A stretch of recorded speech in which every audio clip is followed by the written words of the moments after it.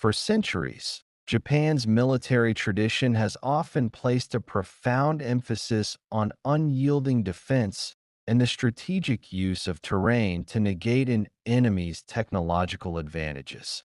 The vast island chains of the Pacific presented an opportunity to translate this doctrine into a physical, immovable strategy against the overwhelming industrial might of the United States. As the tide of World War II began to turn definitively after the early campaigns, Imperial Japanese Army strategists adopted a final, desperate vision for island defense. This strategy moved away from traditional perimeter warfare and embraced the natural and man-made subterranean landscapes of the islands they were sworn to defend. They began to construct extensive, elaborate networks of caves and tunnels, turning mountains and coral ridges into impenetrable fortresses designed to hold forever. These weren't mere bunkers. They were meticulously planned subterranean systems intended to allow garrisons to survive sustained bombardment indefinitely. The doctrine stipulated that every soldier, regardless of rank, would fight to the last man, using the reinforced tunnels as both cover and a base for devastating counterattacks. It was a belief rooted in the spiritual strength of the Japanese soldier, a refusal to surrender that the stone and earth were meant to physically embody. The philosophy centered on attrition, aiming to inflict such horrific casualties on the invading American forces that the political will to continue the war would finally crumble. They reasoned that traditional artillery and naval bombardment, however powerful, could only scratch the surface of a deep cave system carved into solid rock. Thus, the vast effort to dig, reinforce, and provision these underground cities became one of the final great construction projects of the Japanese war effort. Commanders were confident that these subterranean redoubts provided the ultimate defense, a war of shadows and rock that the Americans could never truly penetrate. The concept of enduring indefinitely, protected by an earthen shield, offered a psychological comfort in the face of inevitable, overwhelming firepower from the sea and air. These hidden, interconnected mazes were a testament to the belief that sheer resolve and geographical advantage could somehow defy the crushing reality of total war. The construction of these cave networks represented an extraordinary feat of engineering and relentless human labor under harsh wartime conditions. Soldiers and local inhabitants, often working with crude tools, excavated miles of tunnels in the volcanic rock and coral of islands like Peleliu, Iwo Jima, and Okinawa. The Japanese deliberately chose locations with the hardest, most resistant geology, understanding that limestone and basalt offered the greatest protection from bombardment. Tunnels were often built with multiple entrances and exits, carefully concealed with foliage and camouflage to make them invisible from aerial reconnaissance and ground patrols. These intricate systems were designed to be self-sufficient, including underground hospitals, command centers, living quarters, and massive storage depots for food and ammunition. Crucially, the firing positions were constructed not on the surface, but as staggered, cross-firing pillboxes and embrasures that could rain fire onto the invading beaches. The deep tunnels allowed Japanese forces to move personnel and supplies secretly between defensive positions, making the enemy's flanking maneuvers virtually impossible. Ventilation shafts were often disguised or routed deep underground, a critical design element meant to protect against gas attacks and smoke from conventional explosives. The Japanese command believed that simply surviving the initial invasion wave would allow them to wait out the American logistics and launch surprise assaults from within their earthbound sanctuary. Each island became a massive, inverted fortress, a citadel with its strength lying not in towering walls, but in the depth and complexity of its subterranean labyrinth. American intelligence consistently underestimated the sheer scale and defensive capability built into these underground installations across the Pacific theater.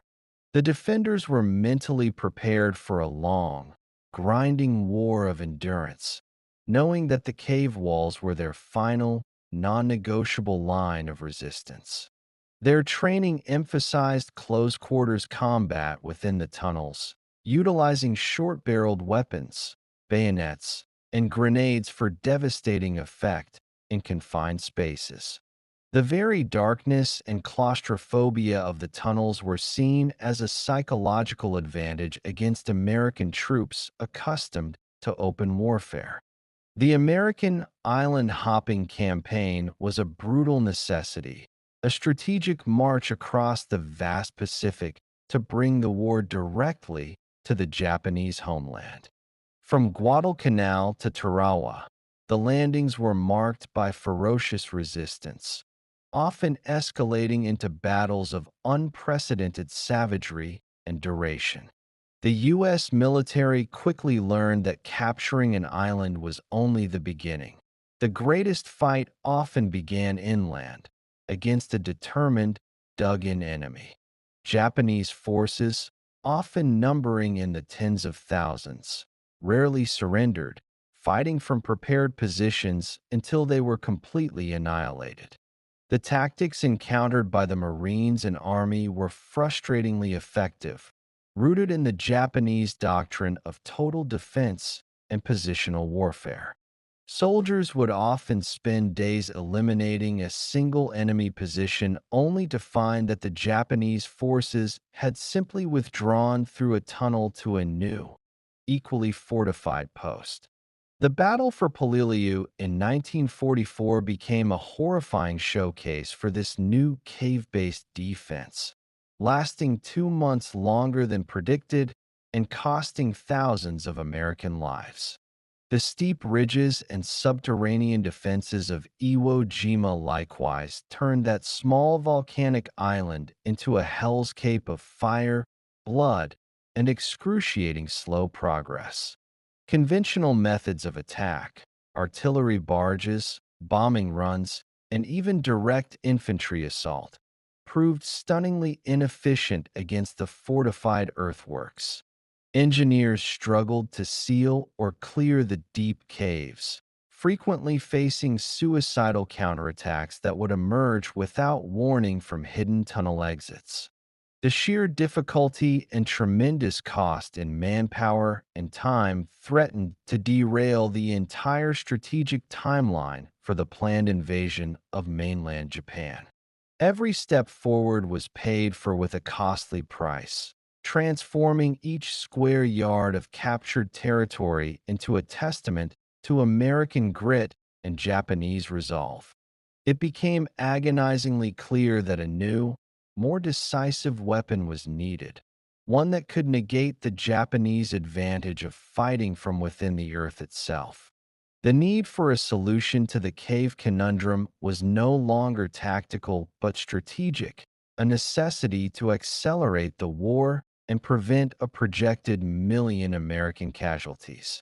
The Japanese engineers and military strategists who designed the cave networks viewed their work as the ultimate expression of defensive ingenuity. Their designs were informed by both ancient military philosophies and a modern understanding of ballistics and structural integrity against explosive forces. These subterranean complexes were never intended to be merely passive shelters, but dynamic, integrated systems for offensive-defensive maneuvers.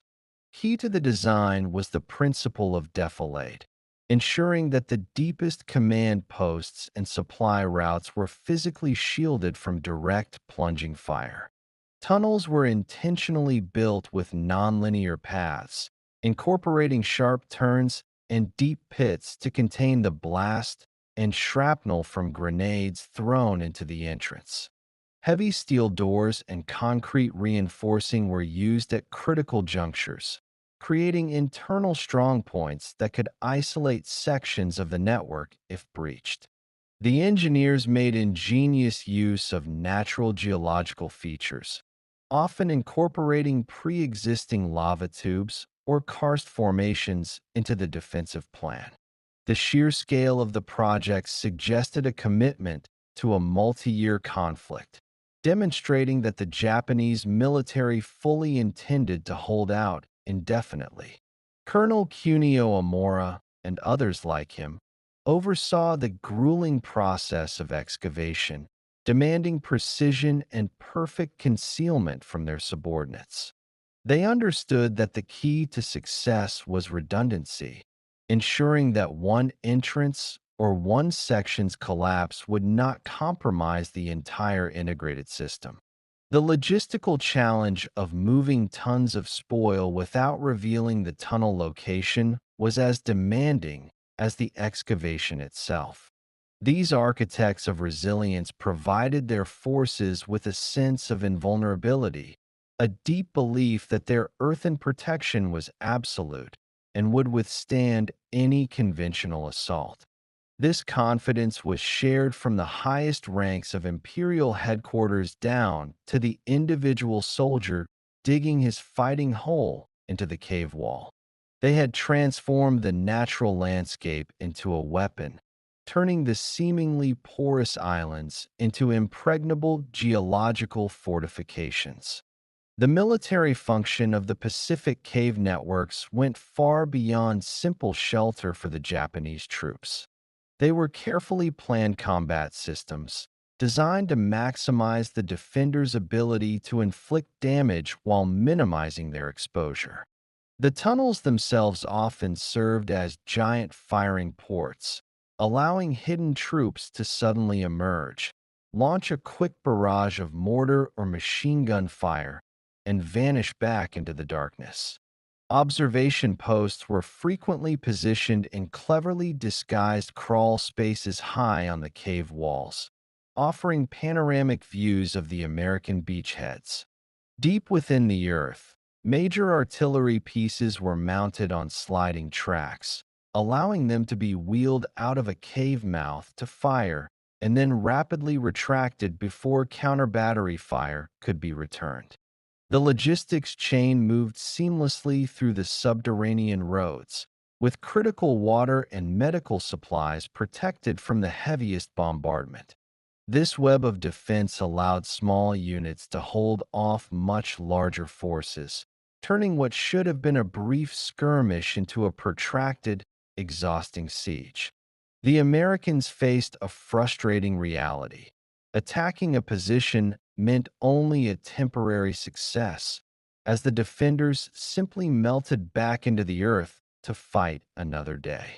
Japanese engineers often placed booby traps and hidden landmines within the approach paths to the cave entrances, punishing any overconfident American advance. The labyrinthine nature of the tunnels meant that even when Americans successfully breached an entrance, their progress was often stalled by internal bottlenecks and cross tunnels. Each cave network became a self-contained ecosystem of warfare, a place where the sun never shone and the rules of engagement were rewritten by the darkness. These subterranean fortresses effectively nullified the American advantage in air superiority and heavy armor for the duration of the land battle. The ability to operate in perfect concealment gave the Japanese a terrifying psychological edge, creating a sense of constant, unseen threat for the invading troops. The depth and complexity were the twin pillars of their defense, a system designed to frustrate, bleed, and ultimately break the will of the American forces. The U.S. forces encountered a devastating new reality in the Pacific after the early, more conventional island battles of the campaign. The traditional siege tactics honed in European wars proved utterly inadequate against the ingenious subterranean fortresses of the Japanese. Artillery preparation that could flatten a city proved incapable of cracking the deep, hardened volcanic rock and reinforced coral structures. Marines and soldiers found themselves in a desperate, man-to-man struggle against a hidden enemy that seemingly could not be killed or captured. The process of clearing a single cave became an agonizing ordeal, requiring specialized equipment and often resulting in horrific casualties for the assault teams. Flamethrowers were deployed with increasing frequency, but their reach was limited, and the deep, winding tunnels often starved the flames of necessary oxygen. Engineer demolition teams, or G-men, were tasked with the terrifying job of placing explosive charges at the cave entrances, a task that demanded immense courage under fire. Even after a successful demolition, the Americans often found that the explosion had only sealed one part of the network, leaving the bulk of the defenders unharmed. The constant attrition wore down the American fighting spirit, turning a supposed quick sweep into a slow, grinding battle of inches and hours. This frustration led to increasingly drastic and often morally ambiguous tactics, including attempts to flood the caves or smoke out the occupants with burning fuel. The American command realized that they were fighting a war not only against an enemy army, but against the very geology of the islands themselves. The sheer resilience of the Japanese defense forced a tactical reevaluation that would ultimately birth one of the war's most controversial and effective weapons. The U.S. military was looking for a solution that was not merely destructive but penetrative, capable of reaching the hidden enemy where no shell or bomb could follow. The battles were no longer about capturing territory, but about patiently and systematically eliminating a deeply rooted, fanatical resistance. The strategic deadlock created by the Japanese cave defense fueled an urgent demand for a new class of weapon capable of bypassing earthen protection. Scientists and military planners in the United States were already developing powerful new incendiary compounds, a focus that grew exponentially with the Pacific Crisis. The goal was to create a material that could not only burn intensely, but also sustain its fire inside enclosed spaces and flow into cracks and crevices. This research led to the invention of napalm, a portmanteau for the components naphthenic and palmitic acids, which served as thickening agents for gasoline. The resulting gelatinous fuel was revolutionary because it stuck to surfaces, burned much slower than raw gasoline, and generated intense, searing heat. This sticky, molten fire was a massive leap beyond previous incendiary bombs, which were largely limited to white phosphorus or simple liquid fuels. Napalm bombs, initially dropped by aircraft, were designed to spread the fire over a wide area, transforming entire landscapes into raging infernos. The new weapon was first used in the European theater, but its full, devastating potential was unleashed upon the wood-and paper cities of Japan itself. The strategic firebombing campaigns, particularly the raid on Tokyo, demonstrated the compound's terrifying ability to create firestorms of unimaginable scale. It soon became apparent to American strategists that napalm possessed a unique property that could finally solve the problem of the cave networks. Its chemical composition allowed it to be delivered as a sticky, burning gel that could flow into openings, cling to cave walls, and burn through meager internal barriers. The secondary effect of its intense heat was its ability to rapidly deplete oxygen within an enclosed space, suffocating any life deep inside the fortifications. Napalm represented a fundamental shift in the geometry of warfare, allowing a ground attack to effectively penetrate the vertical and horizontal defenses of the Earth. Napalm was truly liquid fire, a weapon that fundamentally redefined the nature of close-quarters combat against fortified positions.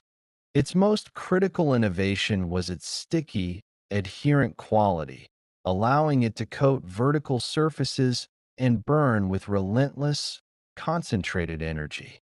Once ignited, a napalm canister created a flash inferno that could reach temperatures exceeding 1,000 degrees Celsius, instantly vaporizing all moisture nearby.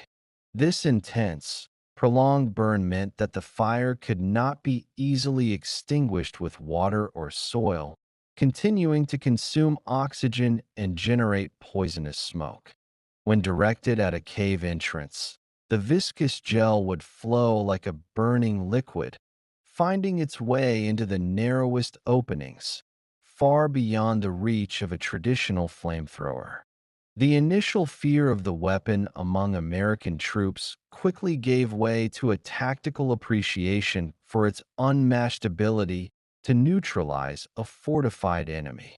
Specialized flamethrower units were deployed, armed with tanks of napalm mix that could project a searing stream of fire dozens of yards down a tunnel. The psychological impact of the weapon was as powerful as its physical destruction, creating a terror that went beyond mere explosive force. The sight and sound of the viscous fire consuming everything it touched was meant to break the resolve of even the most fanatical defender. It was the perfect antithesis to the Japanese cave doctrine, which relied on the assumption that fire and heat could be contained and survived underground.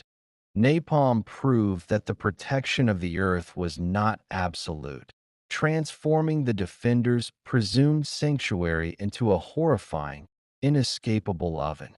The dense smoke generated by the burning fuel would quickly fill the tunnel system, making breathing impossible and forcing defenders to choose between incineration or asphyxiation. This terrifying, all-consuming fire was the instrument of change, an answer to the desperate need to accelerate the bloody pace of the island campaigns. The introduction of napalm in the latter stages of the Pacific Campaign marked the moment the war decisively entered the subterranean realm. American engineers and assault teams finally had a weapon capable of striking the enemy deep within their supposedly inviolable rock defenses. The tactic was simple yet devastating. Identify a cave entrance, deploy a sustained blast of napalm, and systematically eliminate the enemy within. The liquid fire would cling to the rock face, burning for minutes and superheating the interior atmosphere to unendurable levels. The resulting heat shock within the cave was often enough to cause immediate and fatal burns, even without direct contact with the flame itself. More insidiously, the rapidly burning napalm consumed the life-giving oxygen within the sealed environment at an incredible rate. Japanese soldiers who had survived the initial blast were often forced to endure a slow, agonizing death from smoke inhalation and oxygen deprivation. In many instances, the unbearable conditions forced the remaining defenders to abandon their posts and rush toward the cave entrances in desperate, suicidal charges. These frantic sallies were exactly what the American troops were waiting for, allowing them to eliminate the enemy in the open where their overwhelming firepower could be brought to bear. Napalm had effectively negated the primary advantage of the cave networks, the ability to wait out the siege in safety and then counterattack at a moment of their choosing. The weapon introduced a relentless, penetrating danger that could no longer be dismissed as a temporary surface annoyance or a survivable explosion. It shattered the Japanese illusion of permanent security beneath the ground, forcing a desperate new reality upon the defenders across the islands. The war had followed the Japanese troops into their final refuge, proving that there was no longer any place left to hide from the relentless American advance. The Battle of Okinawa, the last major island battle of the Pacific War, became the ultimate proving ground for the effectiveness of napalm against cave defenses. Okinawa's southern ridges were honeycombed with the Shuri Line, a vast, interconnected system of tunnels and fortified positions even more elaborate than those seen before. The Japanese planned to draw the American forces into a protracted, costly war of attrition, fully utilizing the strength of their subterranean fortress. However, the U.S. 10th Army came prepared with an arsenal that included massive quantities of the newly proven incendiary weapon. Flamethrower tanks, such as the famous M4 Satan Sherman, became essential tools, projecting streams of liquid fire deep into the reinforced Japanese positions. The systematic clearing of the Okinawan caves was a grueling, section-by-section process, but napalm provided the decisive edge that conventional explosives lacked. The weapon's ability to burn out the command centers and supply depots deep within the network crippled the overall Japanese defensive coordination. Instead of fighting a continuous, unified fortress, the Americans were able to isolate and destroy smaller, compartmentalized pockets of resistance.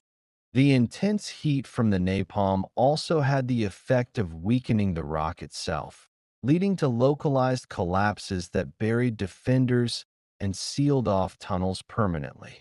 Okinawa demonstrated that even the most meticulously prepared and deeply dug cave systems could not withstand the relentless, suffocating power of the new incendiary weapon. The final, bloody casualty figures for both sides underlined the ferocity of the battle, but also proved that the long-held Japanese reliance on earth defenses was fundamentally broken.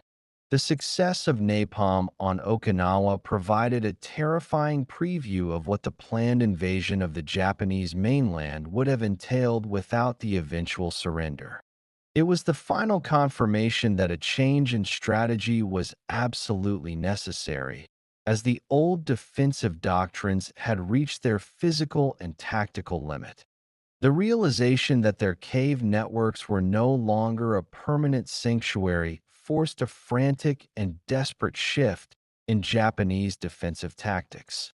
Commanders began ordering more frequent and more aggressive counterattacks, attempting to disrupt the American use of flamethrowers and demolition teams. These desperate sorties, often carried out under the cover of darkness, led to horrific close-quarters fighting outside the relative safety of the tunnels. The priority shifted from endurance within the cave to inflicting maximum damage on the Americans before being inevitably overwhelmed by the fire. Some Japanese units attempted to build more sophisticated ventilation systems or internal fire breaks, but these were often too little and too late to stop the flow of napalm. The psychological toll on the defenders was immense, as the constant threat of being burned alive or suffocated eroded their morale and fighting capability. Stories of the gruesome effects of the liquid fire spread throughout the Japanese ranks, fueling both terror and a more desperate resolve for final, suicidal attacks. The scorched earth left by the napalm strikes also provided the Americans with clearer fields of fire, eliminating the dense foliage that previously aided Japanese concealment.